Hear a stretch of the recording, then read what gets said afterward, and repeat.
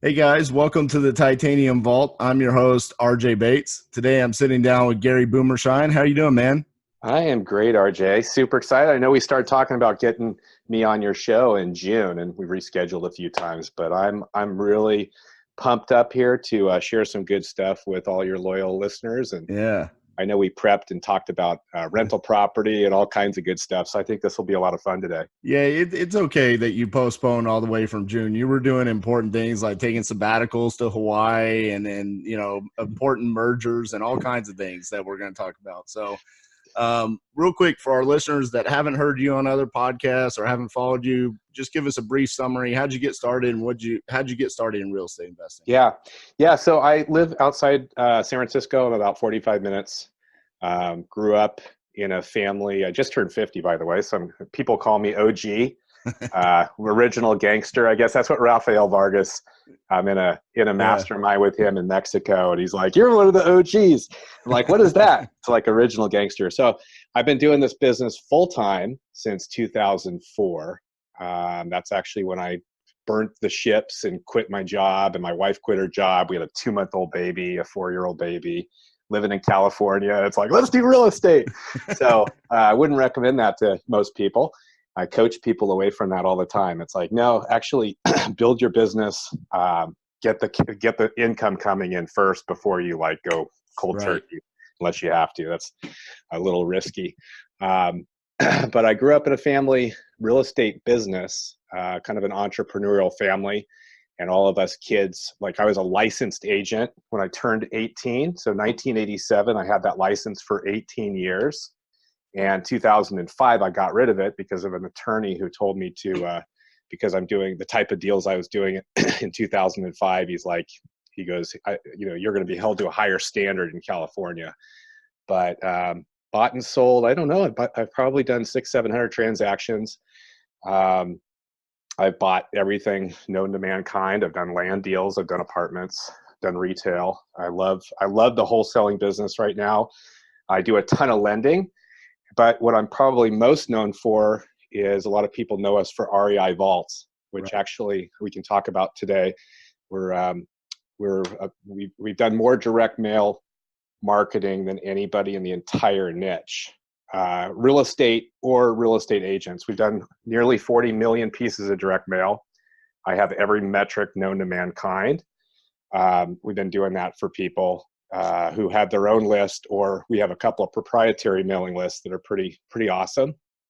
And we do a massive amount of outbound cold calling. I have a cold calling team, and we do all the phone follow-up. So people will come to us saying, hey, you guys are better experts at getting the phone to ring and getting appointments scheduled, Mm-hmm. because direct mail is pretty easy for the most part, but actually making it work, and then the massive amount of leads that have to be followed up, because you got a lot of crap and a lot of people that are screaming and yelling and angry callers, and Well, yeah, man. there's a lot of follow-up. Direct mail doesn't work without the follow up. Yeah, you have to have the phone Right. follow up and the text, and that's what we solve. So we do that for people, and it's pretty exciting. In fact, we're about ready. January 1st, we're making a big announcement because it'll be coming out here, and I don't know when you'll release this to all the audience, but We're the same day right here, baby. oh sweet. Same day. We get it turned around quick around here. Yeah, so I'll tell everybody this will be an early announcement, but we are officially acquiring two technology companies that are super popular in our niche. Robert Seifert had a company called Investor PO and Property List Manager, and we've officially joined forces. We got together 6 months ago, and we've merged our businesses under the new brand realestateinvestor.com, which I've owned a long, long time. And we've been on Podio. We're the largest Podio user in the world, and Nice. and we're moving away. So we're going to be moving all of our members away to probably what I would consider the best CRM out there in terms of being able to manage leads, being able to do all the automated follow-up. It does social profiling. As leads come in, we automatically social profile, which means we'll pull email addresses, we'll pull their Facebook information so we can retarget. It's got a super cool interface. And then I got a phone team that's totally triggered on an auto dialer doing massive phone follow-up. And so I'm super excited. We got So about y'all do the follow-up in-house. So we, for example, if I bought this CRM, y'all are going to do the follow-up for me. Yeah. Yes. And for the cost of one VA. So we have the CRM is like $100 to $200 a month. Depending upon like how many users you need on your team. If you're small, you can go with the $97 version. And then if you want our managed version, so we have what's called Touch, Grow, and then Managed. REI Vault would be what would be managed. Managed means, hey, you actually need the staff to run it. You need the VAs to work the leads, be on the system, and do all the phone follow-up work. And so imagine leads come in, they get worked, they get pushed over to the phone team instantly, and the phone team is on the call like the professional expert, we call them sales ninjas, that are talking to the seller, having the, dialing for dollars all day long, and then screening them, qualifying the good ones, and then kicking out an appointment, a totally screened appointment that you as a real estate investor or agent can go on. And so all for the cost of about one VA. It works out to like $14 an hour if you're hiring somebody. We do it all. Nice. That's pretty powerful, man. That's a huge announcement. Obviously, I know Robert. I met him at Maxwell's We Live here in Dallas. He had a booth, and I kind of fell in love with his program. He's one of the service providers for Next Level Flipping. So super excited to see that merger coming in. Robert's out on the East Coast too, right? Yeah, he is. And the guy that runs the technology division is in San Diego, which is really close to us. And merging the coast together as well. Yeah. Yeah. And Robert's such a good guy. I'll tell people, it's like trying to do everything in this business on our own is not a best practice. That's not how businesses in America become big businesses. Right. And in real estate, people are solopreneurs a little too long. Mm-hmm. And gosh, I got it in 2004. I made all the mistakes known to mankind. And, leveraging other people and other people's time and other people's resources and experiences is as important as raising money. Absolutely. And I always say this, and this, RJ, I know you feel the same way, but this is a real estate investor, like Warren Buffett calls a real estate investor somebody that has money, they buy and they hold. That's a true real estate investor.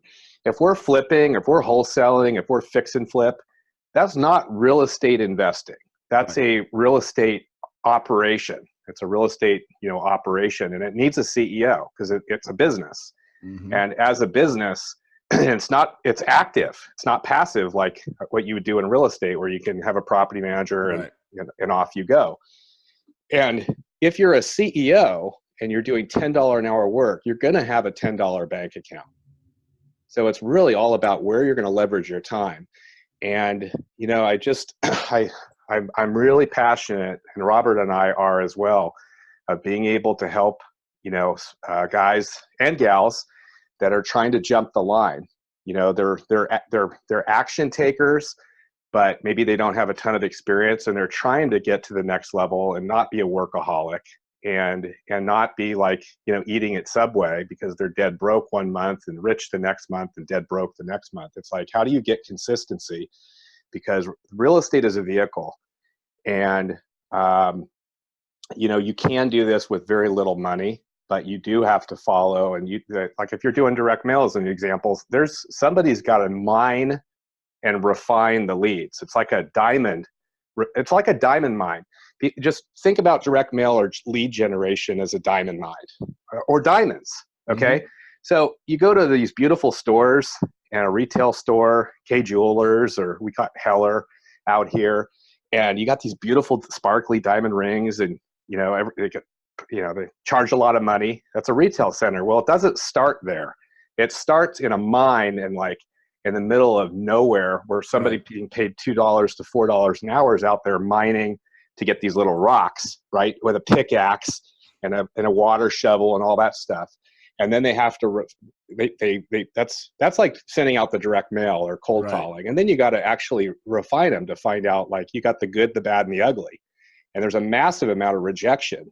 And so the most important thing, a lot of people will do direct mail or whatever, and then just say, oh, it doesn't work in my market, or it's too competitive. You actually have to have somebody, they're called an ISA. It's an inside sales agent. Some people call them lead processors, but it's somebody that's on the phone 24/7, dialing for dollars, working the leads. They're scripted, they're really professional.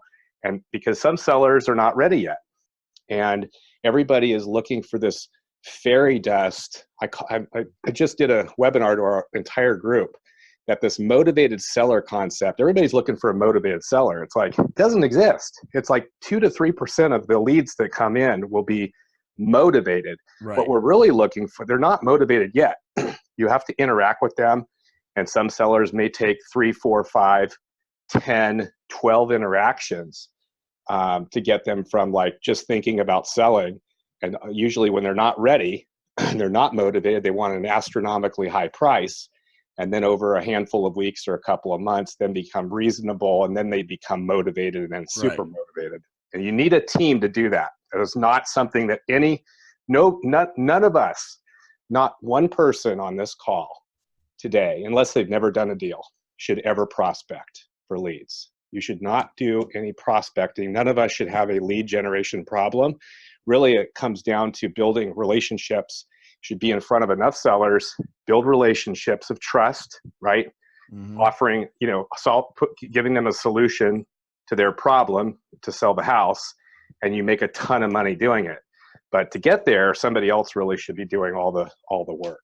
Yeah, it's funny you bring this up, because I was actually nervous before this call that I was going to be late, because I got a call from my good friend, Kelly Smith. And Kelly Smith, she works with Easy Street Capital here. It's a hard money lender here in the state of Texas. And they actually just branched out to California as well.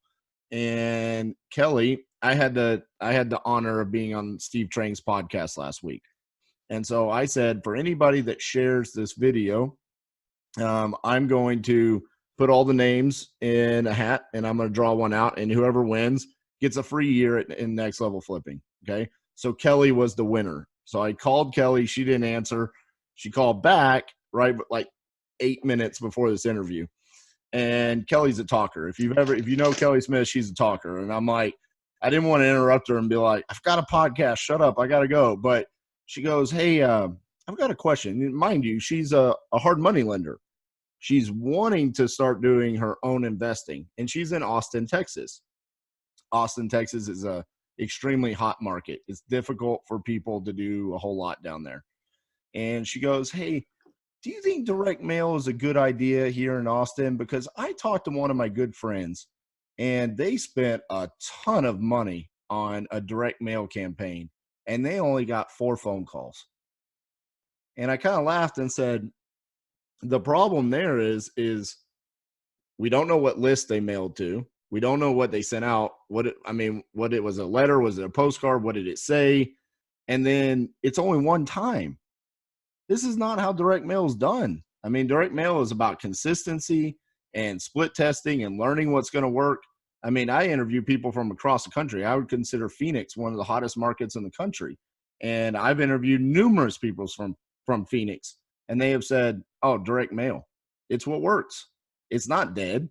And it's funny what you're talking about there, where it's like, it is so much similar to that analogy of the mining, a diamond mine, and it does take a lot of work. You're not just going to get the phone call where, you send a postcard and they call you and say, I'll sell you my house for 50 cents on the dollar. That's just not going to happen. If it ever happens, it's a rare occurrence. So,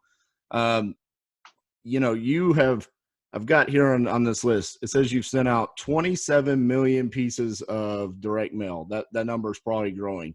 Actually, that number is probably that needs to be updated. I've been telling people over 36 million. We're actually closer to 40 million right now. 40 million pieces of direct mail. I think I think we've got one of the largest call rail accounts historically. And then going to the new system, nobody's going to need to worry about any phone stuff because it's all embedded. But I think we have 5,000 call rail numbers, so we're able to track all the response rates. So I know what works probably better than anybody else. And 5,000 call rail numbers. That yeah, is incredible. yeah. So real quick, for the people that don't understand, let's get to super simple. What is a call rail number and why do you have them? Oh, okay. So when you're sending out direct mail, and by the way, you can go out to realestateinvestor.com. You can put this in the show notes. There's a what I call, it's the secret guide for direct mail. It's everything that that we've learned of what to do and how to do it and what mistakes to avoid to get the phone to ring on the direct mail side. And it's called the definitive guide. It's actually on realestateinvestor.com on our website. So you can download it, use it. So the phone number, you never want to put a website on a direct mail piece. I want to tell you that. That's something we learned that 10 years ago the hard way. Sent out hundreds of thousands of pieces before we realized it. You want a phone number. Right. Okay, it's direct response. It's not even direct mail. We're doing a direct response marketing. We're going after off-market deals. This is all ninja stuff that's taught by mostly Dan Kennedy, was the originator of this. He's like behind all the infomercials, and almost all the gurus and everything that's done in our business was Dan Kennedy. And you want there's either a one-step or a two-step approach to getting the phone to ring.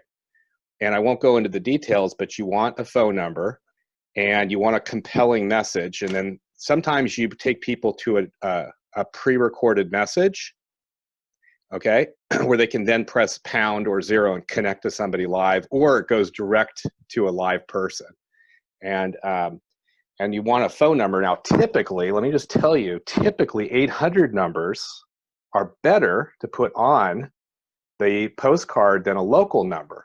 And one is you want you want to be able to trap the caller ID, because only a 2% to 3% of the inbound calls from sellers are going to be motivated and ready to go. It's all about the follow-up. It's all about phone, text, ringless voicemail, email, Facebook follow-up to these sellers.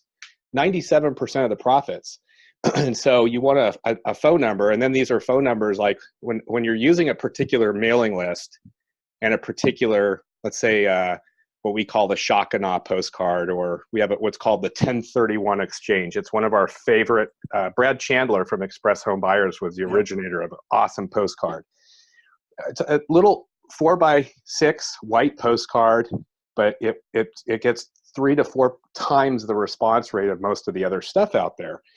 And you put an 800 or 88 number, and if you put a local number, you're gonna get if you're like in Alaska, Hawaii, or Ohio, parts of Ohio, local will outperform.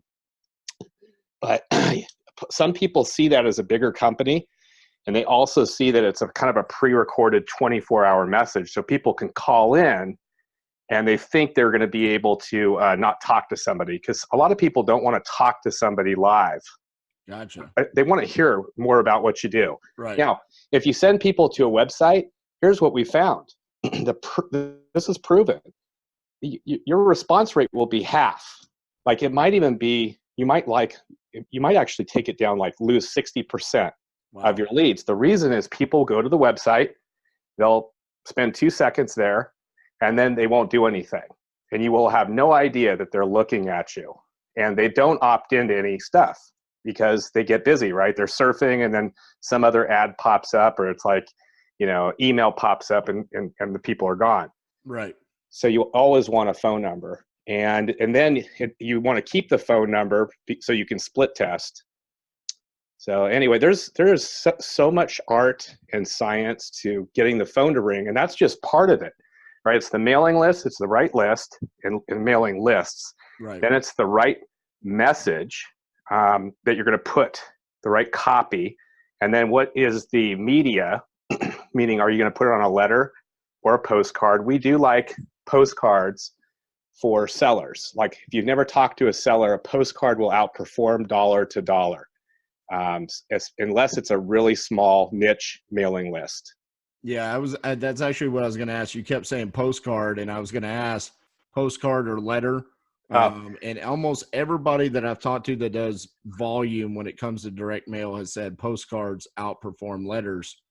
And it's funny because I'll talk to smaller volume investors and they fall in love with their letters. Yeah. I think because they've written something really special in there that gets them this really high response rate, or because they make it artistic or something along those lines that makes it perform better. But almost every single person that does volume and has been doing this for a long time says, keep it generic, have the phone number. You're the first person I've heard say, put the 1-800 number on there. That is something new that I haven't heard, but postcard, phone number, no website, and get that sent out. And that's what performs the best.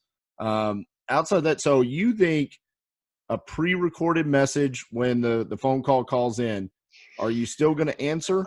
Okay. So the only time we would recommend a pre-recorded message is if you're using more of a blind copy approach. A blind copy, I talked about 1-step versus 2-step. Blind copy means that you're sending a very the urgent postcards that, we were the inventor of those, by the way. Anybody that puts urgent notice, it was my founding business partner, Chris Chico, who helped start the business with me years ago. And he's the master postcard guy in our niche. So he created its blind copy, which it doesn't say anything about buying the house. So it's still one of our best performing pieces. And it's just not for everybody. Right. And so you always want to drive blind copy to a pre-recorded message with the right message. And then, because that'll filter people out. And if not, if you're taking all those people, the high volume people, to a live person, you're going to burn out your phone team. And it's an exorbitant price. Even if you have Pat Live, you're going to spend way too much money. So a really good pre-recorded message that basically, for blind copy. Everything else should go to a live person. And we set all that up. We provide all of that for our members. In fact, we actually build a marketing plan for somebody's in Austin. We're going to come in. We're going to say, hey, we think your average cost per deal is going to be about $3,400 a deal in Austin.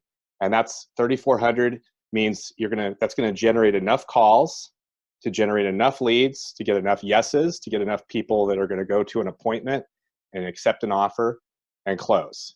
So for $3,400, we would anticipate that you're gonna close a deal off of that. Now, if you're really good at follow up and sales, and you're really good with making multiple offers to a seller, you're going to see the cost substantially go down. Right. But that's just on average. So you brought up another point when it comes to direct mail, and that's make sure you're mailing to the right list. So everybody wants to know, what is this magical fairy tale list that everybody should be mailing to, or even doing cold calling or whatever? What is your favorite list to market to? Yeah. So let me just tell everybody, people are chasing rabbits. Okay. If they're always looking for the better list or the better postcard, it is a wild goose chase. Okay. I'll just tell you, you're going to get better results, incremental results, but people will, I call it 3 feet from gold, because they'll test something and they're really close to making it work, and then they're jumping and chasing something else, or they'll be in a small mastermind with somebody that's more vocal, and they're saying, oh, you should be doing this list, or you should be going here. And just be very careful of that. There is no perfect list, and there is no perfect copy. However, with that said, there's equity. The equity list, those are people that have equity, and those are big. Those are big lists. There's 127 million single family properties that we all have access to on public record. All right, and we don't want to mail to that many, because that's the whole population. Right. What we have found is the equity list, the best equity list, is probably ours and Chris Richter would be, we do a lot of mailing for Chris Richter. and for some of his guys that are with us, and they'll buy his list. It's expensive. You're going to pay $30,000 a year for access to his list, but that's really awesome. We have a list called the Invisible List. It's a mostly inherited property, mostly absentee, mostly free and clear. Gotcha. So it's invisible because it's not highly marketed to. It gets less competition because people are usually going out to list source and they're buying a junk absentee list, and they're putting in filters that they shouldn't be filtering. And so we actually have we're buying, I don't know, we spent probably $40,000, $50,000 last month for data, maybe more. So I think we all right. So the other list, that's the equity list. I like inherited properties, mostly absentee, and mostly free and clear. Now, if you're trying to buy that list yourself, then just don't put the last sale date in.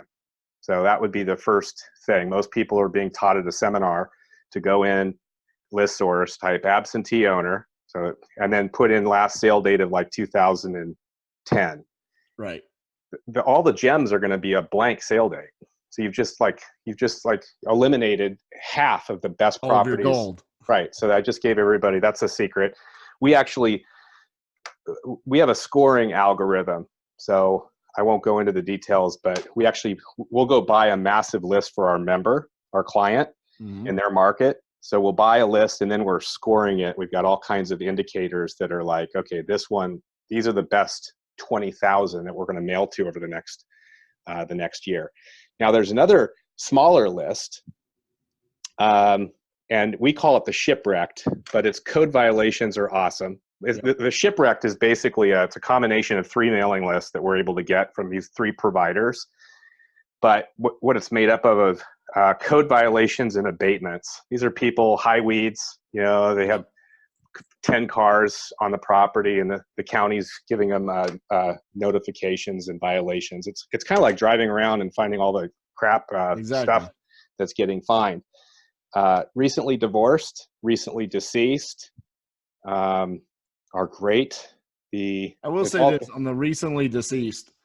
So I'm going through this situation right now. My grandmother passed away in October. And my dad passed away in 2012. So she did not have a will. Shocking to all of us in the family. And that makes me a direct heir to this estate. I have an aunt and uncle, but I'm going to be the administrator of the estate.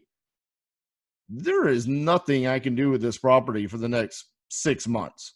I mean, I have to go through the process to become the administrator, and then I have to do inventory of all of our assets. And I'm already receiving postcards and letters that are literally doing nothing but just, say I'm not a real estate investor. They're just going to go straight to the trash because I'm like, my attorney just told me I can't sell the house for 6 months. So I'm just throwing it away. It's a waste of money. So just a little bit of thought process when it comes to probate, on how to market to that list. Yeah.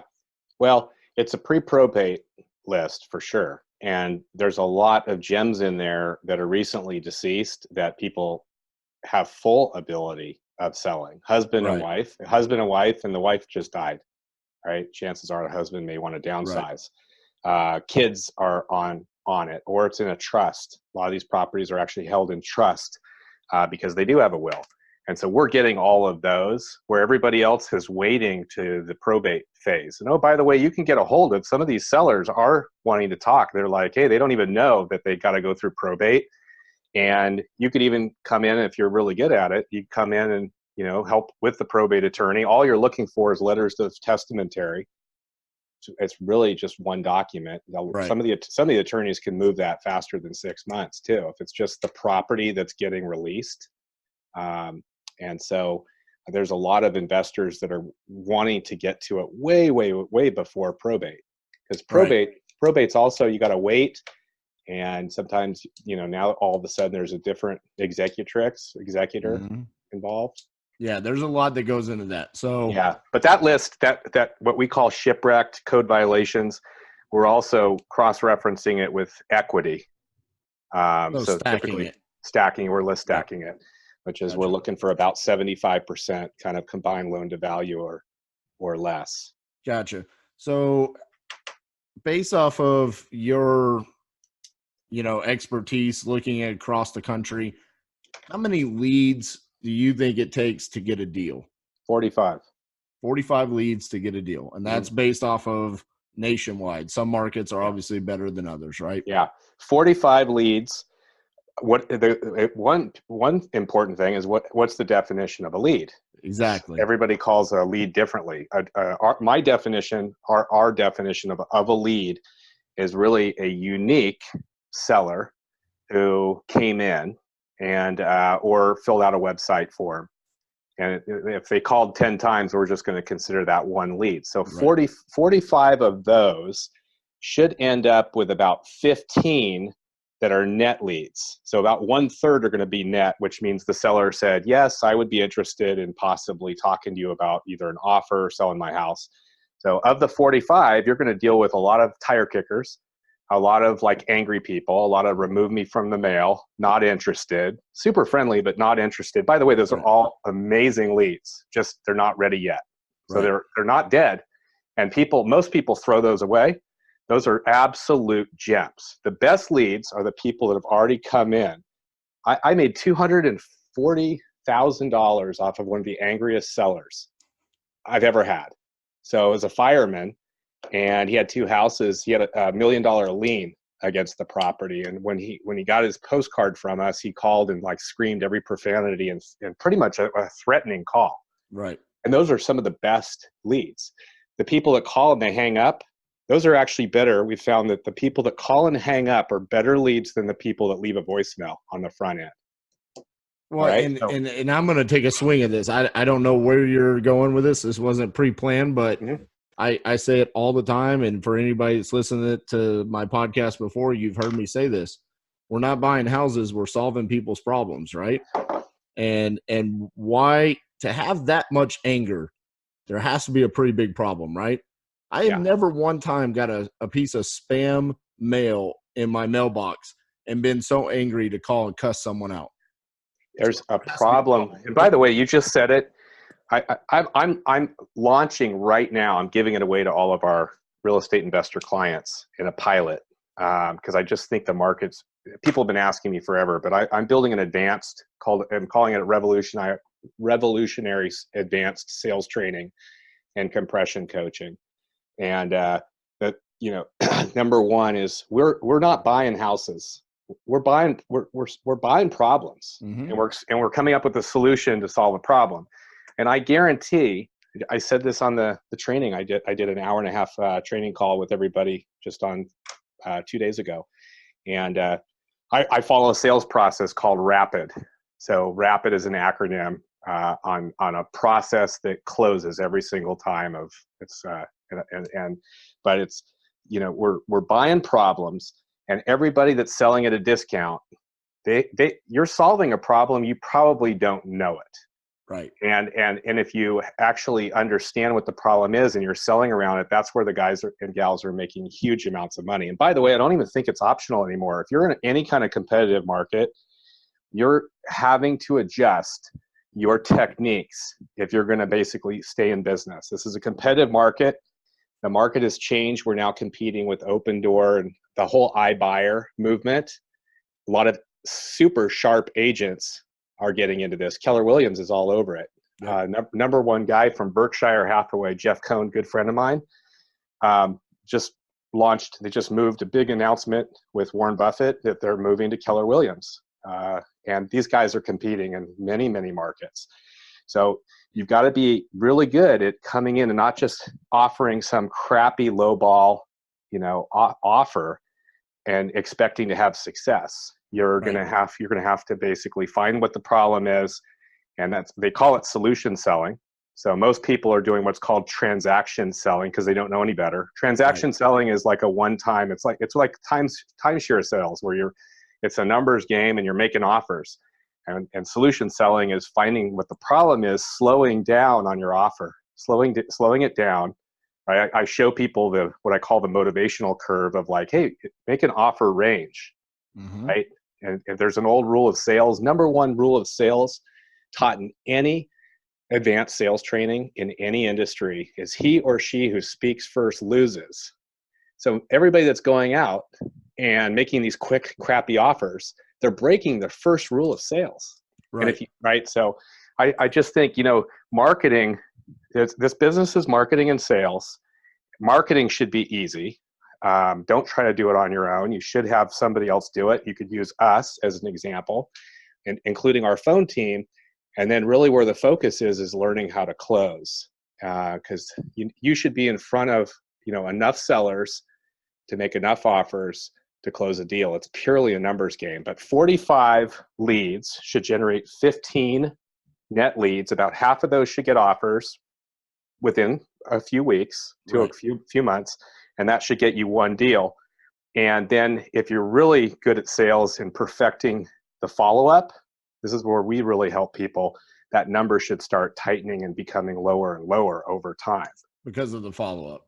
Because of the follow-up. Yep. Yeah. And I'm going to go back to something that you just said there about the sales process. I actually went on an appointment last week, and it was one of the stranger appointments I've been on. So the seller that we spoke to was the wife, and she said, my husband will be there during the appointment. When he opens the door, he didn't say anything to me. He just opened the door and stared at me. And I said, hey, I'm RJ Bates from Titanium Investments. I'm just here to take a look at your property. And he just stared at me and didn't say anything. And it was one of the, just angry. He wanted to kill me. And I'm like, my mind started racing a little bit. I'm like, is this going to be one of those where I end up on the evening news? Real estate investor showed up at vacant house and got murdered or something. I'm like kind of panicking. I'm like, why is this guy just not saying anything? And finally he loosened up and he goes, all right, come in. And within 5 minutes of me being inside that house and not talking, letting him talk, he went from one of the most pissed off individuals I've ever seen to he was telling me about how his daughter was in some genius program and was marrying this guy and living in Ohio, and he's from New Jersey and he loves hockey, and he's just going on and on and on about his whole life. And after about 30 minutes, I realized I haven't said anything. This guy is just telling me everything. And he told me all of his motivation as to why he wanted to sell the house. He doesn't want to live in Fort Worth, Texas anymore. He wants to live in Phoenix, Arizona, where he used to ride his bike, and he loves the nature there, and he loves the weather, and he hates humidity. And he told me all the reasons. And then that's when he finally just stopped talking, and then it allowed me to go in and finish out the sales process. But it could have been very easy for me to be uncomfortable at the beginning and do a lot of talking. And I think it would have stayed very awkward. So, yeah, I'm right there with you, man. Yeah. The sales process is extremely important to get a feel off of your seller and just listen to them, right? That whole saying, we have 2 ears and one mouth for a reason. Yeah. So it's very important. So, I want to, RJ, for anybody out there that's listening and you're not either professionally trained or you're not closing at a rate that you want, should come back and listen to this 2-minute segment, because you just gave the keys to the kingdom on what works. And I know I'm in 10 masterminds, 9 masterminds, all 7 and 8 figure people, and we're all doing the same thing.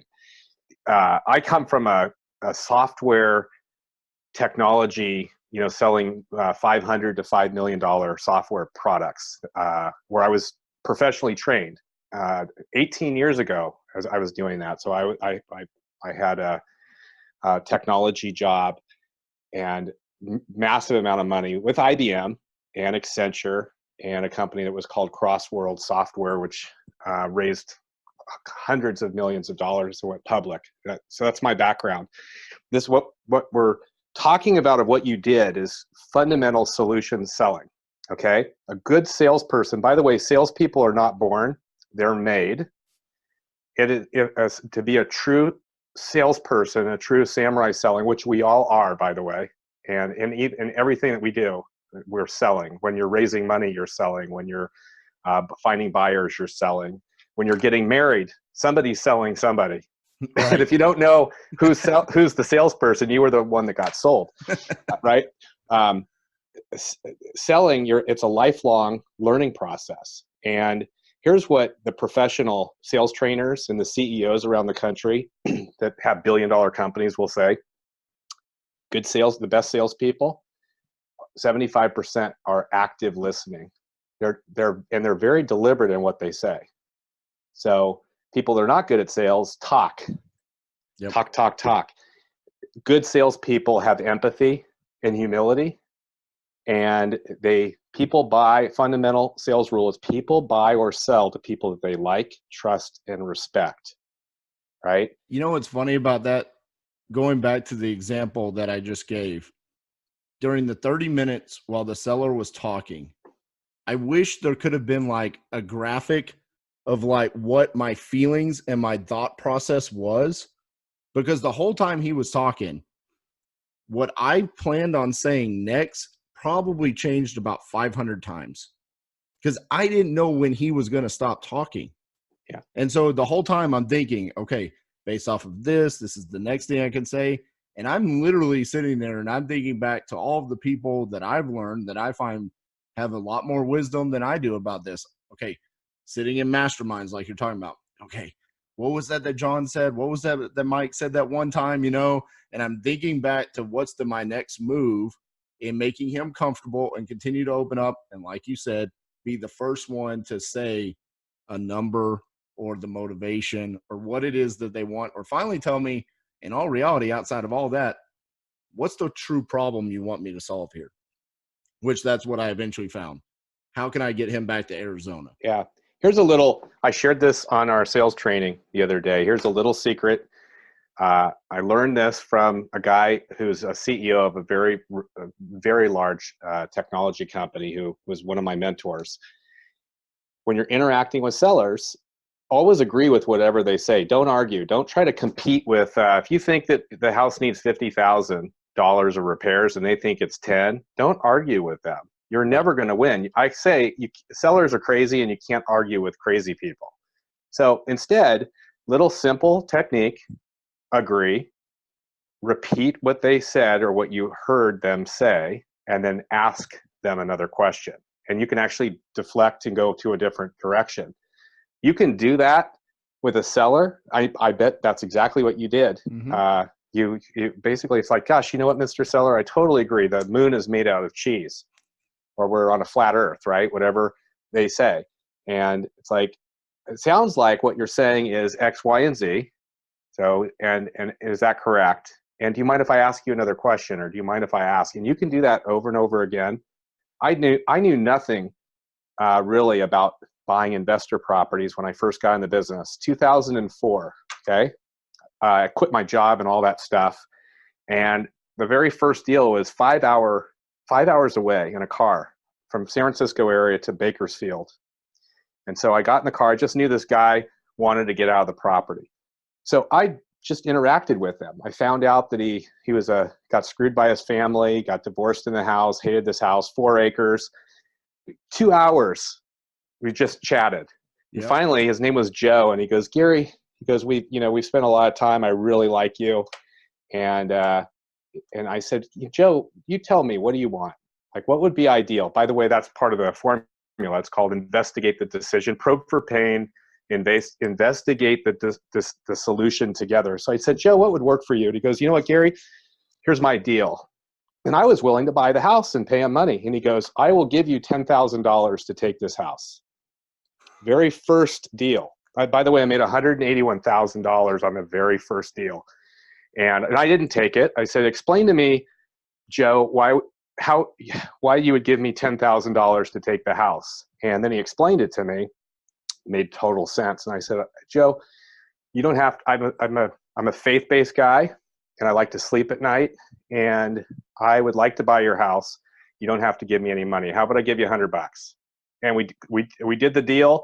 We had the notary come over that night, signed the deed, the whole thing.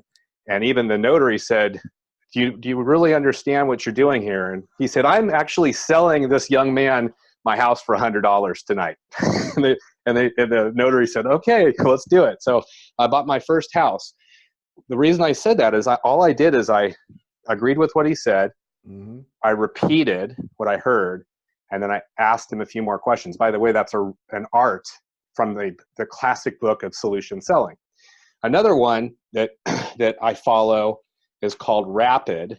This is the most, and I'll give this to the listeners. This is probably my most sacred model that I spend a lot of time in our advanced training. Rapid is a sales process, super easy to do, and you can do it every single interaction with the same seller until you close the deal. So R for Rapid stands for resolve differences quickly. Okay, it's a power shift. So, and I'll give you an example of my power shift when I introduce myself to the seller, because it totally is disruptive, which is what I want to do. I want to interrupt. I want to basically psychological interrupt, because I meet with the seller and they have the power, they have the house. I want to buy it, and I want to shift the power instantly. Okay, the A for Rapid, so in the acronym, is setting the agenda. And what I do is I typically say, gosh, if you'd be okay with it, I'd like to ask you a few questions. You'll probably give me a few answers. I'll ask a few more questions, and then I'll be able to give you an offer and a little bit more information about who I am and how we can help. Okay. And I do that in one line. That's the A. The P is probe for pain.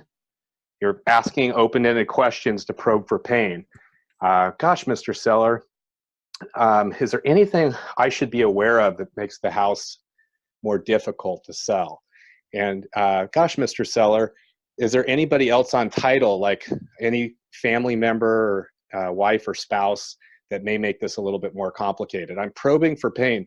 Gosh, Mr. Seller, if you had $50,000, instead of me saying, oh, here's my estimate of repairs, by the way, you could kill a deal because there's emotion with that property. So if you're going to come in there and talk about tearing down walls and changing up the kitchen, they may not sell to you just because that's emotionally tied. So I just say, gosh, Mr. Seller, if you had $50,000, I already know it's $50,000. I'll say, if you had $50,000 of cash to invest in this beautiful property, what would you do? And let me take some notes. And then they're like, oh, I've always wanted to do this. And I'm agreeing with them and then asking them. And so it sounds like, right?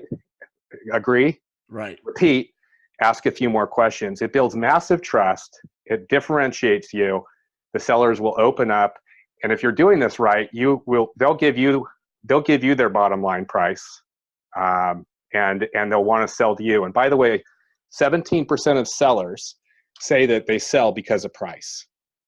There's so many other components of stuff, and most people, there's no really good training. I think the only person out there that's got good training is John Martinez. Yep. And that's why I just have said, I've got to do this, because it's one of the biggest stucks that I see for people in this current market. By the way, Rapid, that was probe for pain. The I stands for investigate the solution together. And that's, you come in and I call it the wave the magic wand. It's like, imagine, if you could wave the magic wand and I were able to buy your property, what would it look like, right? It feels good. Right. But what you're doing is you're actually consultative with them, and you're becoming like part of the solution with them. And then the D is it's the process to get them to take decisive action to sell to you, and to only to you. And you can do that on every single call. And the last thing I'll share, if you want, I know I'm probably going like, we're probably way over on your time today. Hey, but you're dropping like tens of thousands of dollars worth of knowledge right here. So I'm gonna let you keep going. All right, back to the R. This has been the most powerful thing for how I introduce myself to sellers. Because I get the sellers a lot of the time, people don't know us, right. And there's so many scamsters out there, and so many door knockers. Everybody's trying to pitch something right now, and then you turn on the TV, man, and everybody's lying, right? You can't trust anybody in Washington right now. It's like, it's just a complete, show. Right. And so these sellers, we don't know them. So number one, it's relationship and trust. There's going to be a relationship, and then you need to establish some trust and classic selling. And so and the seller knows that we're mostly investors and we want to buy the house on the cheap. So I basically will start resolving differences. Is I'll talk to a seller and say, gosh, Mr. Seller, my name's Gary Boomershine. I've been in this business a long, long time. I've got a wife, been married 25 years, and 2 daughters. And I do this full time, and we've taken our life family savings, along with my mom and my in-laws and a few of us, and we're buying a couple of properties a month. And we love doing it. We fix them up and put nice families into them. And I just love doing it. And I'm sharing this with you because I'm looking to make a modest profit somehow, some way. And I'm not, in fact, I'm probably not even the right fit, the right buyer for your house. And I wanted to say that up front. So I took all the pressure off of you feeling like you needed to sell to me. I said, I'm really connected. I've got a Rolodex of contacts, and I'd be happy to give you all the information I have to help you make a better decision. Like if you wanted a realtor to list it, if you need great contractors, I got them all. And I said, but if it does happen that you do sell to me, I think you'll absolutely love the process. And before we go too far, I'd want you to talk to a couple of other sellers that have worked with me that would give you raving reviews. Does that sound fair? So I do that, power shift, and they were like, hey, come on in. I'm so thankful. And I mean, like, I had people tear up on the very first conversation, where most of my competition, I'm in California, Salt Lake City. I'm in very competitive markets. I love it. I love it when I'm coming in either first or last. I don't really care, especially last, because you got all these other schmucks that are coming in and they act desperate. They are unprofessional. They've got no professional training on how to sell, and it's high pressure, right? And they want to get to the offer really quickly. The 70% after repaired value minus repairs, and I just tee that up. It's called creating fear, uncertainty, and doubt. It's like, anyway. I love it, man. Thank you for sharing that. And you did bring up John Martinez. If you want, 3 episodes ago, guys, I interviewed John. Great interview. He teaches a lot of those tactics that you just went through, man. And I agree. He's one of the very few people out there that is actually giving solid advice about this process. Real estate investing is a really interesting industry, and the fact that you can feel like a superstar without really doing a whole lot, especially in 2019, this social media gives a lot of credibility to people. And there's people out there that, hey, maybe they were running a $2 or $3 million business, and some people that made them feel like a superstar. And now they're trying to give out advice to people on how to do this business. My advice would be listen to people like Gary, listen to people like John Martinez. John's been in sales forever, and John openly admits he's not a real estate investor. He's a sales trainer, and he gives advice, and he's very niche specific for real estate investing. You've been doing this since 2004, man. And just thank you so much for sharing all that information that you did. You didn't have to do that. That was awesome, though. The last question that I want to go into, and you can make this as brief as you want. And I know you're a busy guy and you got a lot to do, but I asked you before what you want to talk about, and I haven't even got around to it. What is the market going to do moving forward in 2020? You've been around for, we're going on 16 years now. You've been in this, you've seen it. I'm sure you have an opinion. What do we think the market's going to do moving forward? Yeah, real estate has been a 7-year cycle for 100 years. It's followed almost to the exact day, by the way. A 7-year cycle, we're way over 10. And some people think this is the new norm. I don't. I actually think that we are seeing exactly the same part of the cycle, the euphoric cycle that we've seen in 2007, 2008, 7 years before that, 7 years before that, 7 years before that, all the way back to and we're also in a fiat money system, by the way, that also artificially creates this. So I think we're seeing it. We're absolutely seeing it, right. A turn. So I think people need to adjust. The competition is increasingly ridiculous right now. So you've got to be really, really sharp as a tack on your selling capability. and you got to get really good at generating leads. So you got to generate leads, and you got to be really good at closing those leads. It's not like shooting fish in a barrel like 3 or 4 years ago. It will be, by the way. It will be, but not now. The focus is also going to be a lot more on lending. The money's going to tighten up when the market shifts. A lot of the money shifts, and a lot of the people that stick around in the new market will go into creative, being really good at buying creatively, and also the lending component of doing private lending. So we're already helping kind of start that process with a lot of our members with realestateinvestor.com of how to make creative offers. I didn't even know how to make a cash offer until Chris Chico taught me in 2013. I'm like, why would you offer cash for a house? Like, you can buy, I bought 400 houses without more than $100. Right. Or hard money. Yeah. So I think that there's a massive transformation of wealth in the market turns. And I think that we are in that stage right now. So I think 2020 is going to be interesting. I think people need to be they need to be watchful of the market, and because the profits, like in the typical wholesaling market, it's typically a 6 to 10x ROI. I mean, spend $1 on marketing, you're making $6 to $10 in return, and right now it's an average of 4. The people that are making 6 to 10 are really good on sales and follow-up. So I think people need, if they're going to do that, they need to be really, really focused on that and learning creatively. And that's my take. I'm excited. I actually think this is a great time. But I'm excited as well. And I'm going to just say this in regards to what you just said.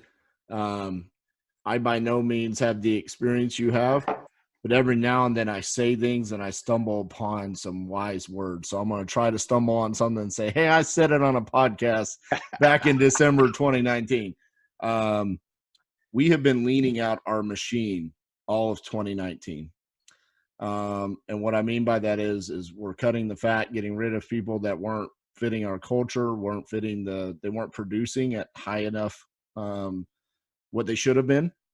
And what's funny about that is what's popular right now, and what I hear is build up your team, more acquisitions, get this get this big office space, right? And it's because wholesaling is working so well right now, right? Anybody can wholesale. And they're like, I'm wholesaling 30, 40, 50 deals a month. Here is my caution to those people. Understand that the people that are buying those deals might not be in business in the next 6 to 12 to 18 months. High likelihood. And when those people go out of business, what are you going to do? Which is why I've been leaning out and preparing for taking down properties ourselves when the market goes down and we can buy at bottom dollar. But if you have this big team and this massive overhead, understand who's paying your bills. It's not you, it's your customers. So I said it in December 2019. I hope it doesn't hurt a lot of people. I don't want to see that, but that's just my feelings. That's the decision that we made, was better be safe than sorry, right? That's super, super wise. And I'll tell you that that's also what I'm seeing a lot of, like, the smarter money right now. Right. People are recognizing the rehabbers and fix and flip guys and the retail guys will be substantially hit. And it'll start in the coastal areas. That's how it's happened. And it's a lot of people that are swinging for the fences right now, and they're staffing up. Dave Ramsey has a saying of, like, to live like nobody else, you got to live like nobody else. And that model, it's all about how much money that you're socking away, right? Also biblically, like, let's just think of, if whether you're a faith-based guy or not, it was the story of Joseph with the 7 years of feast followed by the 7 years of famine. Yep. By the way, 7 years. By the way, Yeah. 7 years all throughout the Bible. It's very interesting on the 7-year cycle. It's called the Shemitah. So we've had the 7 years of feast, and the the story is, hey, you know what? You're actually saving and storing, right? And buttoning down the hatches, still running your business. But I think that's one of the things for realestateinvestor.com. A lot of people love us. A, they can outsource, and B, you know, having employees, it's hard to let employees go, right? When you're downsizing. Yep. And it's kind of like with a lot of people like us, because they can scale up, they can scale down like instantly, right? They can add the phone team or subtract the phone team. If they want to cold call for a couple months and they want to scale it up, they can do it with, and we have a full management team that's managing those people. So you don't have to hire them, train them, keep them busy, making sure that they're not moonlighting, right, for other people. So I think that's really wise, RJ. It's super. Well, I appreciate that, man. And you know what? It was a really hard decision for me to make. You know, this is the best way I can put it. I'm going to assume majority of my listeners are going to be millennials. So they live on IG, Instagram, right? I pretty much live by the rules of what everybody else is doing in their IG stories. I want to do the opposite. If I see all these people building these massive organizations, 30, 40 people, you know, and they're talking about, you know, they've got, you know, I've got 10 acquisitions, senior acquisitions guys, and 8 junior acquisitions guys. I'm like, that's a lot of money to feed that many mouths. And I don't know if this is the time in that 7-year cycle. I appreciate you sharing, you know, the biblical aspect of that. I am very much a believer, and these are the, you know, that's who I get my answers from, you know. So I appreciate you sharing that. Thank you so much. Last thing, I'm just going to share. I'm a super high visionary guy. Okay. And so when I came up with the podcast, the idea popped into my head, the slogan, unlocking the secrets to real estate investing. And I was like, what do you unlock? You unlock a vault. And of course, my company was called Titanium Investment. So I was like, we'll call it the Titanium Vault, unlocking the secrets to real estate investing. So that's how this came about, right? And then like 6 months later, I had another visionary idea off of the vault. And I was like, I can't remember what it was, a mastermind education, something that I was thinking about doing. And I was like, REI Vault. I'm going to go buy reivault.com right now. And then that's when I found you. And I was like, who's this guy? REI Vault. Like he's owned it for, you know, 10 years already. And I was super mad at you. I threw my laptop and I'm like, that ruined that idea. So, but it's an honor to have you on, man. And thank you so much for sharing all of your wisdom that you have. Super excited to hear about the merger with Robert Seifert for realestateinvestor.com. Guys, I suggest you go out, take a look at it. It sounds like it's an incredible opportunity. And also what you said, it feeds directly into what you and I both think is coming in the market. It allows you to scale up or scale down based off of where your business is at without having to fire people. Because you said, like you said, firing people is not ever fun. It will never be fun. So thank you so much for taking the time, Gary. Any final words for our listeners before we sign off? Yeah, you know, this is an incredible, for people that are fairly new, I would just say persistence and tenacity. This is incredible. There's really 3 areas. There's wealth, there's health, and then there's relationships. And I'm passionate about helping people in our niche, the entrepreneurs, achieve that. I know Robert Seifert is as well. And real estate is a vehicle. And, you know, wholesaling is kind of neat, but it's not the end all be all. And so it's really easy to get stuck. And the real, it's not how many big deals, and I did 100 or 200. It's really how much money did you put away into your bank account and save, and how many hours you came in here for a lifestyle. And it's like, you know, do you have a lifestyle? Were you able to go to Hawaii for 10 days and go to Europe for three weeks and do all the things that you got into this business? Most of us got into the business because of the Kiyosaki promise of passive income, right, and becoming wealthy. And so I would just say, make sure that going into the new year, really stand back and think about what you want your life to look like next year at the end of the year, looking back. And how much money do you want to put in your bank account? What are you going to spend your time doing?